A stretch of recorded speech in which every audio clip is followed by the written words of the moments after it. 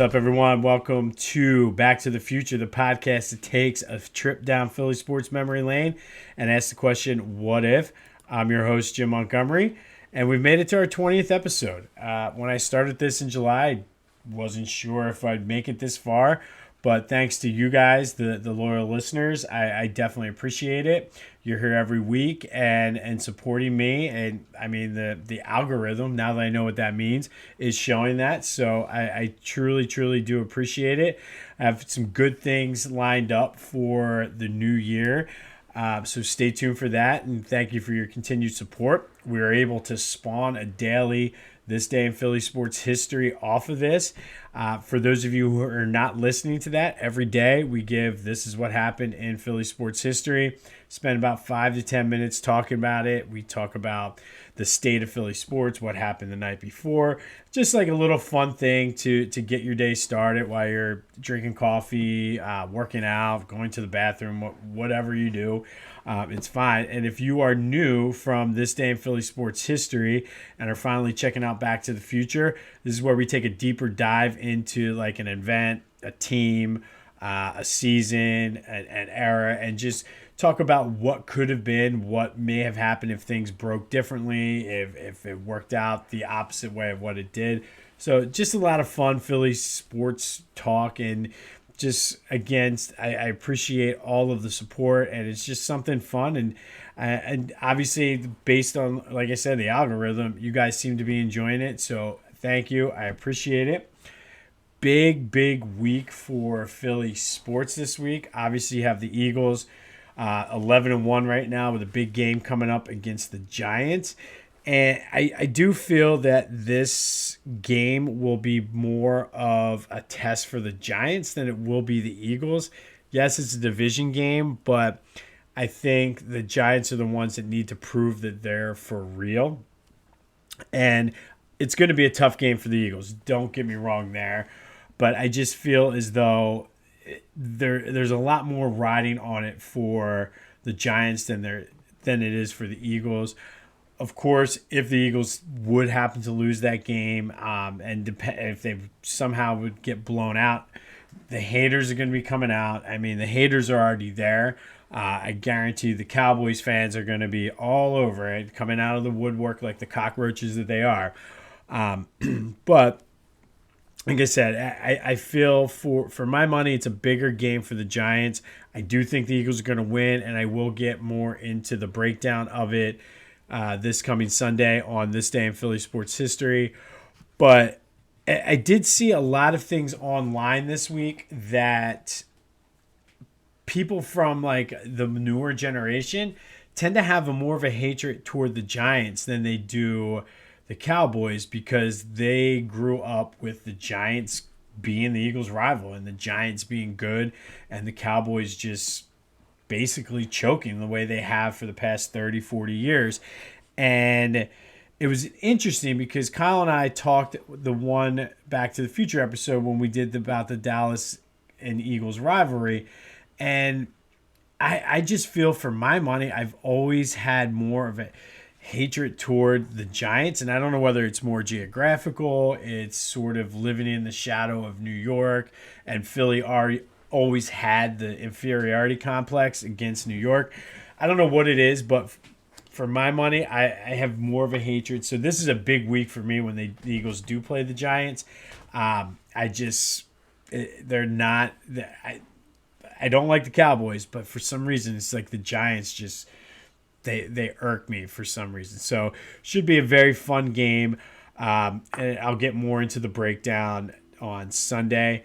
Got the Sixers, who are struggling right now at 500, hanging on to that 8th seed, which would have them in the little play-in tournament. And I have to say, I think it's time for a change with the coach, whether that is Cassell or somebody from outside. But I do feel, just with the way we're far enough into the season now, I would say it has to be Cassell, and I don't think it's a bad thing. Look at what happened when the Phillies fired Girardi, and I'm seeing, as the season is starting, a lot more parallels with some of the people that are either staunch Doc Rivers supporters, just like they were staunch Girardi supporters, or people that are like, he must go. And like, I've been calling for Doc to go since the beginning of the season. I just kind of 5 games in, I've seen what I needed to see. But I feel the similarities go a little deeper, and this might be a future episode, but I feel that Doc is living off of that, winning that title with the big three. And if you remember, they were the first ones to kind of pull that big three where they just all came together. And I feel he's been living off of that ever since. Probably should have had 2 titles, but if it Kobe Bryant said, "Nah, son, you're not going to get 2 off of me." So I think that he's just been living off of that, just like Girardi lived off of that World Series he won against the Phillies when they had A-Rod, Jeter, Rivera. Matsui was like lights out especially during the World Series. So I feel like he was just kind of living off of that one World Series, just like Doc is living off of that one NBA championship, and he hasn't done shit else since. And neither did Girardi, but you have the big name, and he has a championship. So people tend to kind of gravitate toward that. But I think it's time for a change. It's time to show Doc the door and just move on. Every time I see him trending on Twitter, I get excited. And then I realize it's Elon Musk Twitter, so it's a bunch of just fake BS stuff. But got the Flyers still battling for the more ping pong balls in the lottery. Currently, they're 5 points from the very bottom. I think they're 7 spots from the bottom. We talked a lot last week about the whole tanking for getting that better draft pick, and I did get a lot of feedback from that. And for the most part, the people that didn't agree with tanking honestly could not give me a reason why, or I shouldn't say why. They couldn't give me a legitimate alternative as to how teams could get better. They agreed with a lot of people agreed with some of those arguments that it's bad for the game, the integrity of the game, it's not fair for this, not fair for that. But then at the same time, would also say, but I don't have a viable alternative. So I don't know whether something needs to change within the league rules or how they want to do that. But currently, that's just kind of the way it is. So hoping that the Flyers continue to go down that path and get closer to having more ping pong balls in the lottery. I got Temple who are 1 victory over the Penn Quakers away from a Big 5 championship for the first time since 2012-13. Pretty pumped and excited for that for my Owls. So hopefully they can do that and they can carry that momentum into a nice little run within the AAC. But the big news this week was with the Phillies. They signed Trey Turner as their shortstop of the now and moving forward for the next 11 years to a $300 million contract. And I like this because what it does is it allows Stott to move to second base where he's probably a little bit more comfortable. And you have one of the best shortstops in the game. And as we were trying to sort of still process that, I woke up the next morning ready to talk about it. All of a sudden, I checked, and they signed Taijuan Walker to add to their rotation, which I love because throughout the whole World Series, we're like they have to, or the playoff run, I should say, they have to win the Ranger-Suarez game. They have to win the Ranger-Suarez game, which they did. But now it gives you more flexibility with a guy like Ranger Suarez because now you have a 4th starter, and now you can kind of play around with that 5th starter. You're going to bring up some of the guys from the minors. Are you going to piece together some bullpens? Is there still another person that they're going to go out and sign? But like I said, it gives them the flexibility, and it hurts the Mets, which is always good. And then as I was getting ready and getting excited to go on the air for that, I read that they signed Matt Strahm from the Red Sox, a left-handed bullpen arm, which was their weakness in the bullpen because they didn't really have anybody that was a hard-throwing lefty other than Alvarado. And you could tell, like, he was wearing down somewhat during the World Series and playoffs. So I think all of these are good moves, and I don't think they're done. everything I'm hearing, Jason Stark, who is one of, I think, and I grew up with him, reading him in the Inquirer and everything, but it's somebody I trust, is saying that he's hearing that they're not afraid to just go and spend that money. And I've said it all along that this year, or this coming season, was the season where they were going to make that move, and they're showing it. I think they just accelerated the process last year by making the run. So things are good in Phillies land. And so we're going to stick with the Phillies a little bit. And this is not necessarily the first time that they've made some big splashes in December. We talked, one of the very first podcasts we did here, we talked about Cliff Lee. And in back-to-back Decembers, almost exactly a year apart, in December 16th, 2009, they traded him to Seattle so they could make room for the trade to get Roy Halladay from Toronto. And then the next year, while they already had Halladay, why they had Cole Hamels, and why they had, I guess they picked him up later, was the other guy. But so they signed Cliff Lee, and all of a sudden now you have Lee, Oswalt. I'd have to look that up. I can't think off the top of my head whether they've signed.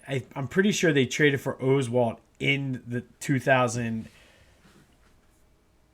No, I guess they had Oswalt and added Lee, because they traded for Oswalt in 2009 after they had traded Cliff Lee. That's what it was. Okay. Or 2010 after they traded Cliff Lee. But either way, the Phillies are not strangers to making big waves in December. And right there, very similar in the sense that they had a window that was wide open and they were trying to jump through it. And I think that's what they're doing now with these. And I like it. They're being aggressive. They're saying our time is now.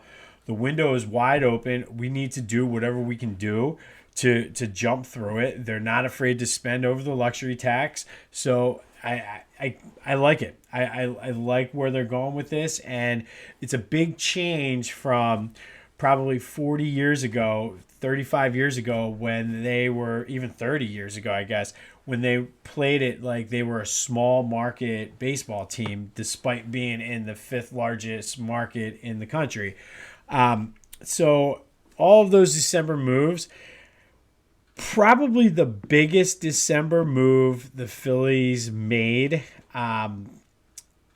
or maybe not the biggest as far as a name recognition, because Cliff Lee and Roy Halladay's were, but the biggest trade that if you just mention this guy's name, people are going to have an opinion one way or the other, and that is depending on when you're listening to it, I'm recording this on December 8th, but December 9th in 1982, they traded George Vukovich, Manny Trillo, Jay Baller, Jerry Willard, and Julio Franco for one Von Hayes. And just his name alone, probably, I'm hearing people, as you're listening to this, days from now, I'm hearing you throw things at your computer or beep your horn or cursing something out, throwing your coffee mug. That is what that guy evokes in people. And basically, he was the Mr. 5-for-1. They traded 5 major league players for one guy. And obviously, most people on the surface will look at it as, hey, this trade was a bust. All 5 of those players, it wasn't like they traded prospects. All 5 of those players at some point either had major league experience or ended up playing in the major leagues. I know just from what I've read and just talking with people, Manny Trillo, people were pissed off that he was traded. He was the World Series hero from the 1980 World Series. He had played a big role in both the NLCS and the World Series. He obviously was on the decline, but it was very similar. I mean, obviously not talent-wise, but just the reactions from what I've read and what I've heard just from talking. Obviously, my grandmother, God rest her soul, she was big on him as well. But, she loved Manny Trillo, and she was pissed off. But it's kind of like when the Eagles traded Brian Dawkins. Obviously, Dawkins was a Hall of Fame caliber player, but he was a fan favorite, and same way with Manny Trillo. Baller, Vukovic, and Willard, okay, they played, but they never really did much in the majors. But Vukovic was also a bench player on that 80 team as well. But the kicker in that trade was Julio Franco, because Julio Franco would go on to play 25 years between Major League Baseball and the Japan leagues. I think he played in a couple different leagues over there. But in the majors, he was a career 298 hitter, 3-time All-Star, won the batting batting title in 91. Von Hayes was, I think, a solid, definitely an unspectacular player with the Phillies. He played 9 seasons with the Phillies. His last year, they traded him to, I believe, the California Angels, and he was hurt for most of the time. But in his 9 seasons, he had a 272 average. He had 124 homers, 568 RBIs, 232 doubles. He started the first half of that 83 season when the Phillies won the National League championship before losing to the Orioles. In 86, he was 8th in the NL MVP voting. That year, he led the National League in runs, doubles, and extra base hits. His on-base percentage was over 400 in 1987. He made the All-Star team in 1989. Now, I don't know how excited I would be about that, because everybody in Major League Baseball has to have an All-Star. And I just remember how shitty that team was. It was the year Mike Schmidt retired, which, ironically, the Phillies did have 2 All-Stars that year, because Schmidt, even though he retired, was still voted into the All-Star game. But anyway, back to Von Hayes. He was the first Major League player to hit 2 homers in the first inning against the Mets. One of them, I believe, was a grand slam. I think the Phillies won like 26-7 or 26-6 that game. It was just one of those days. But then in 1991, he was hit by a pitch and broke his arm, and he was never really the same. But the biggest, I think, claim to fame for Von Hayes was he was that California guy, and definitely really just came off with that laid-back attitude that he wasn't trying. And a lot of people would always say, like, oh, well, Cole Hamels had that. But Cole Hamels, I think the year after the World Series, he had that Cali attitude. But I think the rest of his career, he was on point. He wasn't sure, he was laid back, but I don't think it came off like he wasn't trying or he wasn't putting in the effort. And it just appeared sometimes that Von Hayes just wasn't putting in the effort. I will say my boy Mikey Murph, huge Von Hayes fan, might be the only person I know. He owns Murphy's Irish Saloonery in East Falls, if you're local to Philly. He actually has a sandwich on the menu named the Von Hayes. It's actually a decent sandwich. The sandwich is better than the players. So there's my plug for Mikey and Murphy's. Hopefully, give me a cut of all the Von Hayes sales, Mike. Anyway, but Von Hayes ultimately was kind of a douche.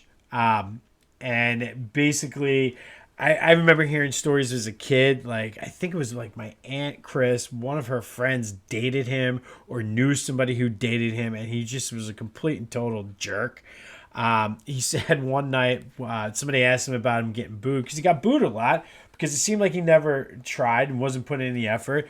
The guy was traded for 5 guys. You would expect he had all the potential and all the expectations in the world, and maybe they were unfair. Maybe the Phillies overvalued him, but the fans, hey, we just traded 5 guys for you. One of them was a fan favorite, Manny Trillo. You're not trying. We're going to boo you. And, of course, he had the great quote, well, they can do whatever they want. I'll still be eating steak every night. Not necessarily a way to win over the Philly fans. If I was gonna teach a class to guys that were coming in and didn't really know much about Philly, that would probably be chapter 1. Don't do something that's going to piss them off that makes it sound like you're better than them. Even if you are going to go and eat steak every night, don't go out and say it. Come on, Von. You got to be better than that. But I think for today's episode, it should have been, what if they never traded for Von Hayes? I mean, I think you could go with what if Von Hayes was better, but it's not like he had like one or two outstanding seasons and then suffered a major injury. He just was, I feel like he was what he was. The Phillies just overvalued him. And big picture, I don't even know if Cleveland made out that well in it.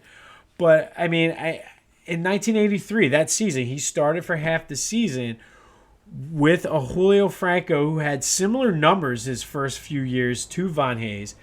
Like, would him and Manny Trillo have hoped the Phillies beat the Orioles? Maybe. I mean, Trillo could have gotten hot. I mean, he had that World Series experience. Franco was pretty much an unknown, but like I said, he had very similar numbers to Von Hayes. Von Hayes didn't really do much during the playoffs. He didn't really play. I think he had 3 or 4 at-bats. But Trillo had the experience. He was known to get hot. He was a postseason money player. Who knows what would have happened? Maybe his bat in the lineup may have sparked something. I mean, the Phillies did win the first game of that series, so you never know. 1986, your team, Julio Franco hit 306 with 30 doubles. Put him with Mike Schmidt. Maybe that's a different team. But again, they hit similar. So Von Hayes hit 305 with 46 doubles. And truthfully, I talked about this the other day. I believe it was with Mike Schmidt. And we talked about the 86 Mets. The Phillies won 86 games that year, which is pretty solid. The Mets, they finished 20-some games out of first place, and they were in second place. The Mets, they were going to meet the Mets anyway. But again, Franco's numbers were very similar to Von Hayes' in 1986. I think in 87 was where Franco started to separate himself from Von Hayes. He hit 319 where Von Hayes hit 277. Maybe they could have made a run in 87 if they had Franco with Mike Schmidt, who was coming off of his MVP year. They won 80 games. The Cardinals won 95. Is Julio Franco over Von Hayes, though? Is that a 15-game? Are they going to catch the Cardinals? I don't know. I just feel like it comes down to whether or not they would have kept Julio Franco for the long haul and built or tried to build around him. Would they have viewed him as a piece? I do know in 93 he could have played shortstop.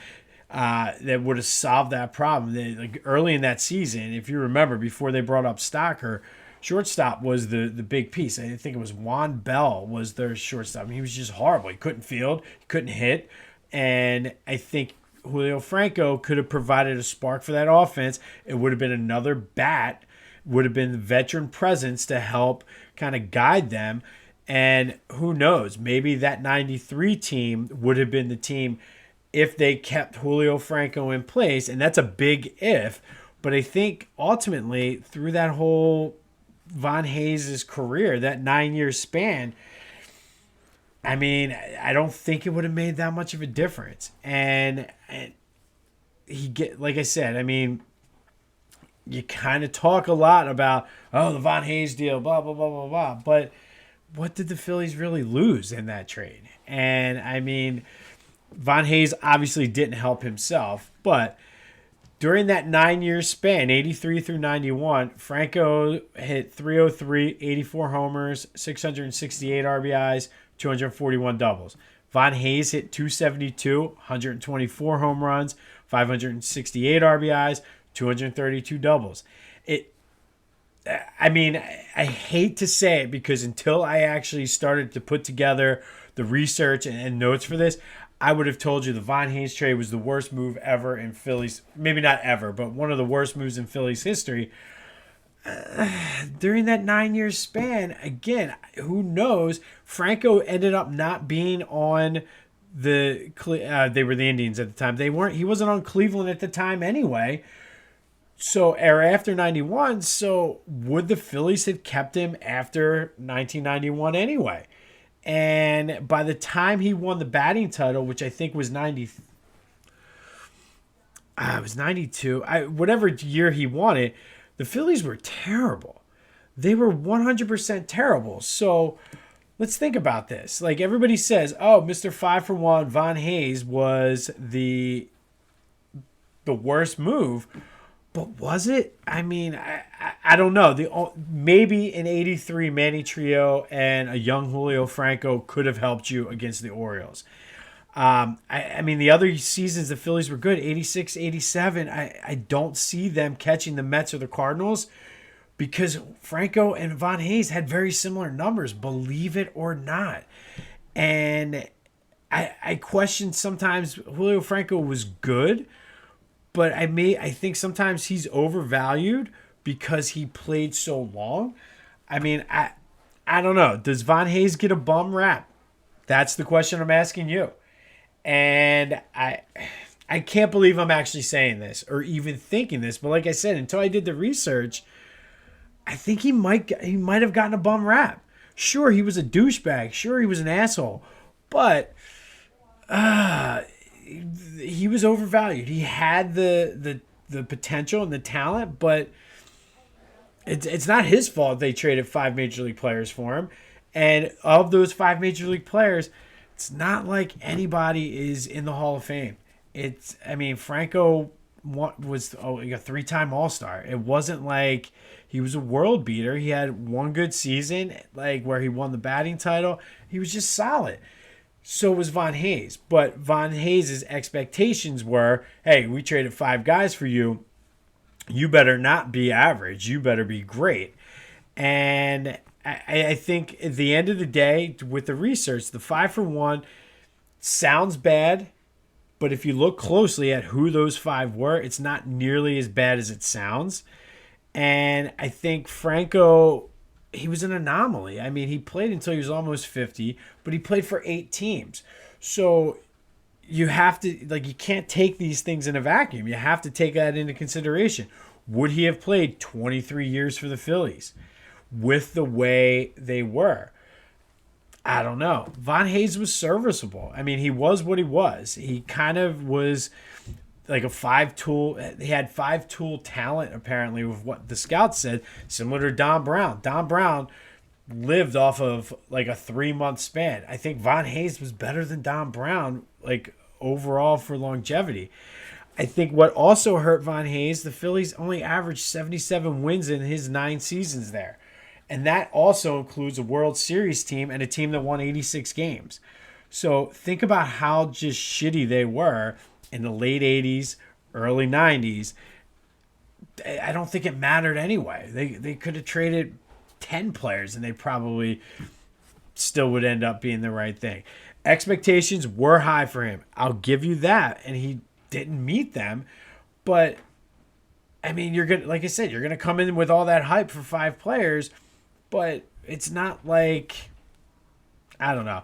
I think if it was a 4 for 1 deal, you take Julio Franco out of there, I don't think anybody says a peep. I mean, even if you take Manny Trillo out of there, I don't think anybody says a peep about this. And Von Hayes is just another one of those guys that whatever for those Phillies team. Yeah, I mean, the dude was a jerk.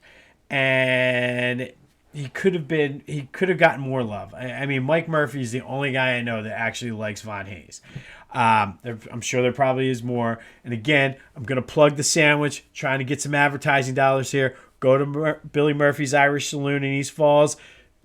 Try the Von Hayes sandwich. But maybe I think if the Phillies didn't act like a small market club, you're the 5th largest market in the country. Don't act like a small market club and spend some money. Would he have been better?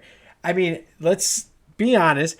He played near the end of Mike Schmidt's career, and sure, he had that MVP season in '86 where Von Hayes played, but that was when Von Hayes was at his best.